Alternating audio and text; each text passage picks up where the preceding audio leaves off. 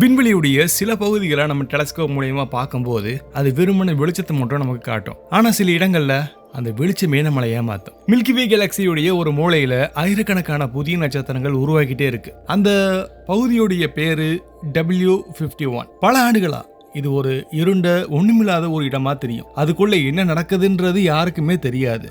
ஆனா இப்போ ஒரு டெலஸ்கோப் அங்க மறைஞ்சிருக்கக்கூடிய பல விஷயங்களை வெளிச்சம் போட்டு காட்ட போகுது. கேஸ், டஸ்ட், கிராவிட்டி, ரேடியேஷன் இது எல்லாமே சேர்ந்து ஒரு நட்சத்திரத்தை உருவாக்கக்கூடிய அந்த நொடிகளை நேரடியா நமக்கு காட்டிட்டு இருக்கு. ஸோ இது ஒரு வெறுமன இமேஜ் மட்டும் கிடையாது, இது ஒரு மிகப்பெரிய ப்ராசஸ். இப்போ நம்ம பார்க்கக்கூடிய அந்த நட்சத்திரம் பிறக்கிறதுக்கு முன்னாடி அந்த இடத்துல என்ன நடக்குதுன்றத நம்ம மற்ற டெலஸ்கோப் நமக்கு சொல்லி கொடுத்து நமக்கு புரியறத விட ஜேம்ஸ் வெப் ஸ்பேஸ் டெலஸ்கோப் சொல்லி கொடுத்துச்சுன்னா அது இன்னும் ஆழமான ஒரு ஆச்சரியத்தை நமக்கு ஏற்படுத்தும். வாங்க நம்ம இந்த வீடியோ மூலியமா அந்த குறிப்பிட்ட ஒரு பிரம்மாண்டமான மேக கூட்டத்துக்குள்ள போகலாம். நான் உங்கள் பால கார்த்திகேயன். இது செனித் ஆஃப் சயின்ஸ்.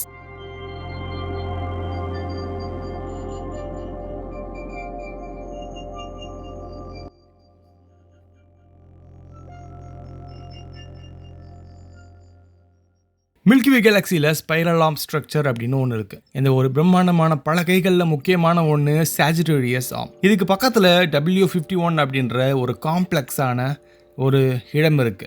இது கேலக்சியோடைய ரொம்ப ஆக்டிவ்ல இருக்கக்கூடிய பல நட்சத்திரங்கள் உருவாக்கக்கூடிய இடத்துல இது ஒரு முக்கியமான ஒன்றா இருக்கு. இதோடைய தூரம் சுமார் 5.4 கிலோபாரசெக்ஸ், அதாவது கிட்டத்தட்ட 17,000 ஒளியாண்டுகள் அளவுக்கு இருக்கும். இந்த ரீஜியன்ல மாலிகுலர் ஹைட்ரோஜன், அதாவது H2 சொல்லக்கூடிய hydrogen, dust grains, ionised gas ரொம்ப அதிக அளவில் இருக்கிறத நம்ம பார்த்துருக்கோம். இந்த டென்சிட்டி தான் ஸ்டார் ஃபார்மேஷனுக்கு அடிப்படையாக இருக்கு. அதே டென்சிட்டி தான் நம்மளுடைய அப்சர்வேஷனுக்கு மிகப்பெரிய தடையாகவும் இருக்கு. நம்ம கண்ணுக்கு தெரியக்கூடிய விசிபிள் லைட் வேவ் லென்த்தை இதை பார்க்கும்போது இந்த டஸ்ட் அந்த லைட்டை எதிரொலிக்குது அல்லது சில இடங்களில் அது அப்சர்வ் பண்ணுது. இதனாலவே W51 மாதிரியான பகுதிகள் பல ஆண்டுகளா நம்ம கண்ணுக்கு தெரியாத டார்க் ரீஜியனா இருக்கு. இன்ஃப்ராரெட் ஆஸ்ட்ரோனாமியில இந்த லிமிடேஷன்ஸை தாண்டி பார்க்க ஆரம்பிச்சது சில வருடங்களாக தான். இன்ஃப்ராரெட் வேவ் லென்த் அதிகமாக ரொம்ப நீளமாக இருக்குது. இதனால இந்த டஸ்ட்டை ஊடுருவி பார்க்கக்கூடிய திறன் ஜேம்ஸ் வெப் ஸ்பேஸ் டெலஸ்கோப்க்கு ரொம்ப ஈஸியாக இருக்குது. இந்த டெலஸ்கோப் அதோடைய ரொம்ப ஹை ரெசல்யூஷன் இமேஜை கொடுக்குற அளவுக்கு இன்ஸ்ட்ருமெண்ட்டை வச்சிருக்கு. இதோடைய நிர்கேம் அண்ட் MIRI இன்ஸ்ட்ருமெண்ட் மூலியமாக 1 மைக்ரான்லேருந்து 28 மைக்ரான் வரையிலான வேவ் லென்த் ரேஞ்சை நம்மளால பார்க்க முடியும். இந்த ரேஞ்சில் தான் டஸ்ட்டை தாண்டி உள்ளுக்குள்ளே என்ன நடக்குதுன்றது நமக்கு தெரியாத பல விஷயங்களை ரிவீல் பண்ண உதவுது. JWST எடுத்த W51 இமேஜில் முதல்ல தெரியக்கூடிய முக்கியமான விஷயம், இது ஒரு யூனிஃபார்ம் க்ளவுடே கிடையாது. அதாவது ஒரே மாதிரியான மேகக்கூட்டம் இல்லை. இது ஹைலி ஸ்ட்ரக்சர் ரீஜியன். இதில் filamentary structure, dense core and expanding cavities மாதிரியான பல பொருட்கள் நமக்கு தெளிவாக தெரியுது. இந்த ஃபிலமெண்ட்ஸ் அப்படின்றது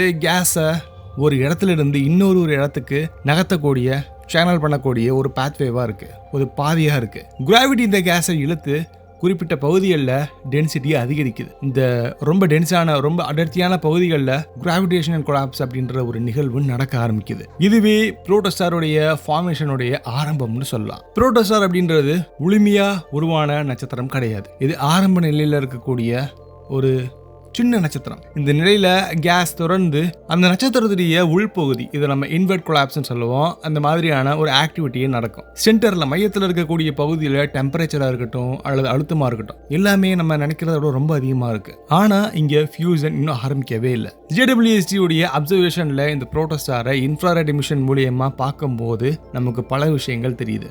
எதுக்காக இன்ஃப்ராரெட் மூலியமா இதை நம்ம பார்க்குறோம்? அதுக்கான காரணம் கண்டிப்பாக இருக்கணும் இல்லையா? இங்கே கொலாப்ஸ் ஆகுதுன்னு பார்த்தோம் இல்லையா? அப்படி கொலாப்ஸ் ஆகும்போது கிராவிடேஷனல் எனர்ஜி தெர்மல் எனர்ஜியாக மாறி அங்கே அதை சுற்றி இன்ஃப்ராரெட் ரேடியேஷனை வெளிப்படுத்திட்டு இருக்கு. நம்ம இது வரைக்கும் நோட் பண்ணதில் இதில் ரொம்ப இன்ட்ரெஸ்டிங்கான அப்சர்வேஷன் என்னன்னா, மிகப்பெரிய ஸ்டார் ஃபார்மேஷன், இதை நம்ம மேசிவ் ஸ்டார் ஃபார்மேஷன் சொல்லுவோம். லோ மாஸ் ஸ்டார், அதாவது சூரியன் மாதிரியான நட்சத்திரங்கள், அதோடைய ஃபார்மேஷன் இங்கே ப்ராசஸ் நமக்கு நல்லா புரிஞ்சிருக்கு. ஆனால் மிகப்பெரிய நட்சத்திரம், அதாவது 8 சூரியன்களை ஒன்று சேர்த்தா அதோடைய மேஸ் எவ்வளோ இருக்குமோ அதுக்கு நிகரான நட்சத்திரங்கள், அந்த அளவுக்கு இருக்கக்கூடிய நட்சத்திரங்கள் எப்படி உருவாகுது அப்படிங்கிறது இன்னும் புரியாத ஒன்றா இருக்குது. காரணம், அங்கே உருவாகக்கூடிய நட்சத்திரம் அது உருவாகும் போது ரேடியேஷன் ப்ரெஷர் ரொம்ப அதிகமாக இருக்கும். இந்த ரேடியேஷன் கேஸை வெளிப்புறமாக புஷ் பண்ணும், அதாவது தள்ளும். இதனால் கொலாப்ஸ் ப்ராசஸ் நம்ம தியரிட்டிக்கலா நிறுத்தப்படும் அப்படின்னு நம்ம தெரிஞ்சிருக்கோம். ஆனா நம்ம இந்த மிகப்பெரிய நட்சத்திரங்கள் உருவாயிட்டே இருக்கு அப்படிங்கறத நம்ம புரிஞ்சிருக்கோம். இதோடைய சொல்யூஷனா ரீசன் மாடல் சொல்றது ஆக்யூரேஷன் டிஸ்க் அண்ட் அங்கே இருக்கக்கூடிய அனிஸ்ட்ரோபிக் ரேடியேஷன், அதாவது கேஸ் எல்லா டைரக்ஷன்லையுமே இருந்து வராது, குறிப்பிட்ட டைரக்ஷனில் மட்டும்தான் அந்த இன்வெர்ட் ஃப்ளோ அப்படின்றது நடக்கும். JWST W51 டேட்டால இருந்து இந்த மாதிரியான ஸ்ட்ரக்சரட் ஆக்யூரேஷன் பேத்வேஸ்க்கு எவிடன்ஸ் நமக்கு ரொம்ப அதிகமாகவே கிடைச்சிருக்கு. ஃபிலமெண்ட்ஸ் வழியாக கேஸ் ஃப்ளோ ஆகி அதோடைய மையத்தில் இருக்கக்கூடிய புரோட்டோஸ்டாருக்கு இது ஒரு உணவு மாதிரி கொடுக்குது, ஒரு ஃபீட் ஆகுதுன்னு சொல்லலாம். இது ஒரு ரேண்டம் கொலாப்ஸாக இல்லாமல் இது அதிகமாக கொஞ்சம் அடிக்கடி நடக்கக்கூடிய ப்ராசஸாக இருக்குது. இந்த ஃபிலமெண்ட்டில் டென்சிட்டி, வெலாசிட்டியோடைய கிரேடியன்ஸ் அப்படின்னு எல்லாமே டிஸ்ட்ரிபியூட் ஆகுது. எல்லாமே நமக்கு ஸ்பெக்ட்ரல் டேட்டா மூலியமாக அனலைஸ் பண்ண இந்த இமேஜோடைய டேட்டா நமக்கு ரொம்ப அதிகமாகவே யூஸ் ஆயிருக்கு. மேலும் W51 அயனைஸ்டு ரீஜியன்ஸ் ரொம்ப தெளிவாக தெரியுது. மேசிவ் ஸ்டார்ஸ் உருவாகும் போது அங்கே இருக்கக்கூடிய அல்ட்ரா வயலட் ரேடியேஷன் வெளிப்படுது. இந்த UV ஃபோட்டான்ஸ் அதை சுற்றி இருக்கக்கூடிய ஹைட்ரஜனை அயனியாக்கம் செய்யுது. அப்படி இருக்கும்போது அங்கே ஹை ரீஜியன்ஸ் எக்ஸ்பேண்டிங் பபிள்ஸ் மாதிரியான ஒரு மிகப்பெரிய பபிள்ஸ் உருவாகுது. இந்த பபிள்ஸ் சுற்றி இருக்கக்கூடிய கேஸை கம்ப்ரஸ் பண்ணும். சில நேரங்களில் இது புதிய நட்சத்திரங்களை உருவாக்குறதுக்கான ஒரு உந்துதலை கூட கொடுக்கலாம். இந்த ட்ரிகர்டு ஸ்டார் ஃபார்மேஷன் அல்லது ஃபீட்பேக் ப்ராசஸ் அப்படின்னு நம்ம சொல்லுவோம். இந்த ஃபீட்பேக் ப்ராசஸ் W51 ரொம்ப கிளியராக தெரியுது. சில பகுதிகள் கேஸோடைய டென்சிட்டி அதிகரித்து புதிய நட்சத்திரத்துடைய மையத்தை உருவாக்குது. சில பகுதிகள் கேஸ் ரொம்ப கம்ப்ளீட்டாக டிஸ்ப்ரெஸ் ஆகி அதோடைய ஸ்டார் ஃபார்மேஷன் நிப்பாட்டப்பட்டிருக்கு. இதனால் W51 ஒரு ஸ்டாட்டிக் ரீஜனில் இல்லை, இது ஒரு எவால்விங் சிஸ்டம் அப்படின்றத நமக்கு ரொம்ப ஈஸியாக புரியுது. சில சிமுலேஷன்ஸ் இந்த நட்சத்திரங்கள் அண்ட் இதோடைய டிஸ்ட்ராக்ஷன் ரெண்டுமே நடக்குதுன்றதை காட்டுது. JWST அப்சர்வேஷனில் ஷாக் ஃப்ரண்ட்ஸ் நமக்கு ரொம்ப அழகாக தெரியுது. இது ஸ்டெல்லர் வைன்ஸ், அதாவது விண்வெளி காற்று அல்லது நம்ம ஜெட்ஸ் காரணமாக வரும் அப்படின்றது நமக்கு தெரிய வந்திருக்கு. புரோட்டோஸ்டார் அதோடைய ரொட்டேஷனல் ஆக்சிஸ் வழியாக பைபோலார் ஜெட்ஸை வெளியேற்று. இந்த ஜெட்ஸ் சுற்றி இருக்கக்கூடிய மீடியமை தாக்கி ஒரு அதிர்ச்சி அலையை உருவாக்கும். இந்த அதிர்ச்சி அலை இன்ஃப்ராரெட் எமிஷன் லைன்ஸை ஐடென்டிஃபை பண்ண முடியும். இந்த ரீஜனில் எனர்ஜி டிரான்ஸ்ஃபர் எப்படி நடக்குது அப்படிங்கிறத காட்டும். W51 சில சோர்சஸ் இன்னும் ரொம்ப ஆழமாக நமக்கு ரொம்ப நினச்சிருக்கிறது தெரியுது. அது இன்னும் திக்கான டஸ்ட் லேயர்ஸ்குள்ளே இருக்கிறனால ஈவன் நம்ம JWSTக்கே முழுமையாக தெரியல அப்படிங்கிறத நம்ம ஒத்துக்கணும். இதனால் ஸ்டார் ஃபார்மேஷன் ப்ராசஸில் சில பகுதிகள் இன்னும் நமக்கு மறைக்கப்பட்ட ஒரு உண்மையாக இருக்குது. இது ஃபியூச்சர் இன்ஸ்ட்ருமெண்ட், அதாவது வருங்காலத்தில் வரக்கூடிய சில முக்கியமான இன்ஸ்ட்ருமெண்ட்ஸ், அதுக்கு இது ஒரு டார்கெட்டாக நம்ம வைக்கலாம். இந்த அப்சர்வேஷன் கேலக்ஸி லெவலுடைய அண்டர்ஸ்டாண்டிங்க்கு ரொம்ப முக்கியமாக இருக்குது. ஏன்னா கேலக்ஸிஸுடைய எவால்யூஷன் ரொம்ப பெருசாக ஸ்டார் ஃபார்மேஷன் ரேட்டை பொறுத்து இருக்குது. ரொம்ப பிரம்மாண்டமான மேசிவ் ஸ்டார்ஸுடைய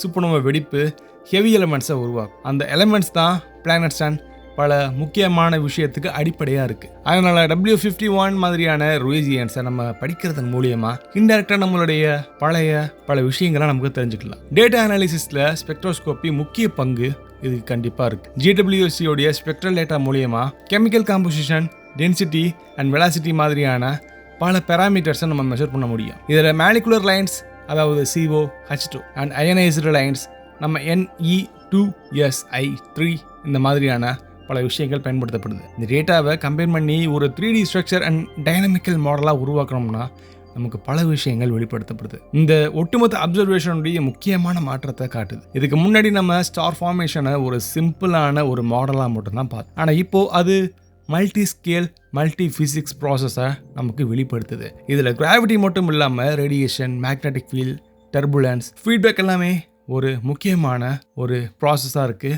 இது எல்லாமே ஈக்குவலாக இருக்கிறது முக்கியமாக இருக்குன்றது நமக்கு தெரிய வந்திருக்கு. ஸோ W51 அப்சர்வேஷன் ஒரு ஸ்னாப்ஷாட் மாதிரி இருந்தாலுமே இது ஒரு டைம் லைனை ரெப்ரசென்ட் பண்ணுது. வெவ்வேறு பகுதிகளில் வெவ்வேறு ஸ்டேஜஸில் ஸ்டார்ஸ் ஒரு எவல்யூட்டரி சீக்வன்ஸை காட்டுது. இதனால் தியரிட்டிக்கல் மாடல்ஸை இது இன்னும் அதிகமாக வேலிடேட் பண்ணுது. இது ஒரு சிங்கிள் இமேஜுடைய இம்பார்ட்டன்ஸ் கிடையாது, இது ஒரு டேட்டா செட். இந்த டேட்டா செட்டை அனலைஸ் பண்ண பல வருடங்கள் ஆகும். ஒவ்வொரு டீட்டெயில்ஸும் ஒரு புதிய தகவலை கொடுக்கலாம். ஒரு நட்சத்திரம் உருவாகும் போது அது தனியாக உருவாகாது, அது அதோடைய என்விரான்மெண்ட்டை மாற்றும் அண்ட் அந்த மாற்றம் மறுபடியும் புதிய நட்சத்திரத்தை உருவாக்குறதுக்கான வழியாக இருக்கும். இந்த கண்டினியூஸ் சைக்கிள் தான் கேலக்ஸியை உயிரோட வச்சிருக்குன்றதை நமக்கு புரிய வைக்கும். W51 JWST பார்த்தது ஒரு ஈவென்ட் கிடையாது, இது ஒரு ப்ராசஸ். அது ப்ராசஸோடைய பல லேயர்ஸ், பல நிலைகள். இந்த ப்ராசஸை நம்ம இப்போது முதல் முறையாக தெளிவாக பார்க்குறோம். நம்ம நைட் டைமில் வானத்தை பார்க்கும்போது நமக்கு தெரியக்கூடிய நட்சத்திரங்கள் நமக்கு எதுவுமே செய்யாத மாதிரி சைலண்டாக இருக்கிற மாதிரி தோணும். ஆனால் அது பிறக்கக்கூடிய இடங்கள் கண்டிப்பாக அமைதியாக இருக்காது. அங்கே ஃபிசிக்ஸ் ரொம்ப அழகாக வேலை பார்க்கும். சீரான விதிகள் ஆனால் ரொம்ப ரொம்ப காம்ப்ளெக்ஸான சிக்கலான வடிவத்தில் இருக்கும். W51 அது நமக்கு ரொம்ப தெளிவாக காட்டுது. மறைஞ்சிருக்கக்கூடிய ஒவ்வொரு வெளிச்சத்துக்கும் பின்னாடி பல கதைகள் இருக்குது. அந்த கதையை நம்ம படிக்கிறதுக்கு தயாராக இருந்தாலே போதும். அந்த கதைகள் பற்றின பல விஷயங்கள் கண்டிப்பாக நமக்கு ஃப்யூச்சரில் அந்த நட்சத்திரமே நமக்கு சொல்லும். ஸோ நீங்கள் அதை தெரிஞ்சுக்கணும்னா மறக்காமல் நீங்கள் சேனலை சப்ஸ்கிரைப் பண்ணுங்கள். ஃப்யூச்சரில் பல வீடியோஸ் வரும், பார்த்து என்ஜாய் பண்ணுங்கள். பாய்.